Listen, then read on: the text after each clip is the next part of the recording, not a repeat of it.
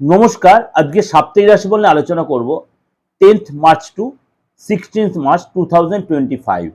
সারাটা সপ্তাহ কেমন যাবে।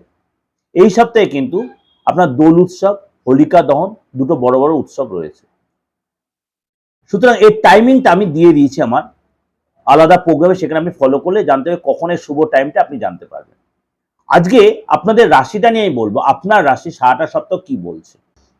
মকর রাশি 10 তারিখ থেকে 16 তারিখ, অর্থাৎ 10th March two 16th March.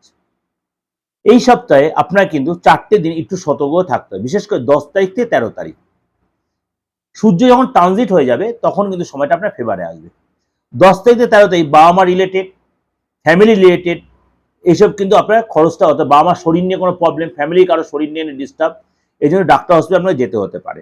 রিনোভেশনের পেছনে খরচ হবে এবং সব ব্যাপারে কিন্তু আপনার একটা খরচের জায়গা তৈরি হবে। সুতরাং এই সময়টা একটু সাবধান থাকবে। পার্টনারের কোনো ডিমান্ড আপনাকে ফুলফিল করতে হতে পারে। পার্টনার সাথে যে প্রবলেম হচ্ছে সেটা অনেকটা ঠিক হয়ে যাবে এবং পার্টনারের মানে দেখা গেল আপনি কোনো গিফট দিচ্ছেন বা আপনার পার্টনার কোনো গিফট, অর্থাৎ উভয়ের মধ্যে সম্পর্ক অনেক বেশি আগে চেয়ে বেটার হবে।